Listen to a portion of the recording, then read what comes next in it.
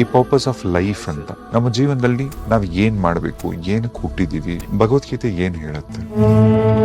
ಸ್ವಧರ್ಮ ಅನ್ನೋದು ಎಷ್ಟು ಇಂಪಾರ್ಟೆಂಟ್ ಅಂತಂದ್ರೆ ಭಗವದ್ಗೀತೆಯಲ್ಲಿ ಕೃಷ್ಣ 2 ಜಾಗದಲ್ಲಿ ಅದನ್ನ ಹೇಳ್ತಾನೆ. ಶ್ರೇಯಾನ್ ಸ್ವಧರ್ಮೋ ವಿಗುಣ ಪರಧರ್ಮ ಸ್ವಾನುಷ್ಠಿತ ಸ್ವಧರ್ಮೇ ನಿಧನಂ ಶ್ರೇಯ ಪರಧರ್ಮೋ ಭಯಾವಹ ಅಂತ. ನೀನು ನಿನ್ನ ಧರ್ಮವನ್ನ ಮಾಡಬೇಕು, ಪರರ ಧರ್ಮನ ಫಾಲೋ ಮಾಡಬಾರದು. ಇನ್ನೊಂದ್ ಕಡೆ ಹೇಳ್ತಾನೆ ಶ್ರೇಯಾನ್ ಸ್ವಧರ್ಮೋ ವಿಗುಣ ಪರಧರ್ಮಾತ್ ಸ್ವಾನುಷ್ಠಿತ ಸ್ವಭಾವ ನಿಯತಂ ಕರ್ಮ ಕುರ್ವನಪ್ನೋತಿ ಕಿಲ್ಬಿಸಂ ಅಂತ. ಸೊ ನೀನು ನಿನ್ನ ಸ್ವಧರ್ಮವನ್ನ ಫಾಲೋ ಮಾಡಬೇಕಾದ್ರೆ ಏನು ಫಾಲೋ ಮಾಡ್ಕೊಂಡು ಹೋಗ್ತೀಯಾ ಅದು ನಿನ್ನ ಸ್ವಭಾವಕ್ಕೆ ಅನುಗುಣವಾಗೇ ಇರುತ್ತೆ.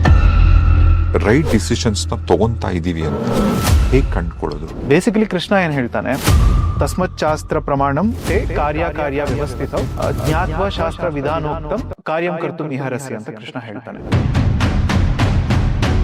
ದೇಹ ಅಂತ ಅನ್ನೋದು ಆ ಬಟ್ಟೆ ನಿಮ್ಮದು, ಆ ಬಟ್ಟೆ ನೀವಾಗಕ್ಕಾಗಲ್ಲ. ಈ ಬ್ರೈನ್, ಈ ಮಿದುಳು, ಈ ಮನಸ್ಸು ನಿಮ್ಮದು, ಅದು ನೀವಾಗಕ್ ಸಾಧ್ಯ ಇಲ್ಲ.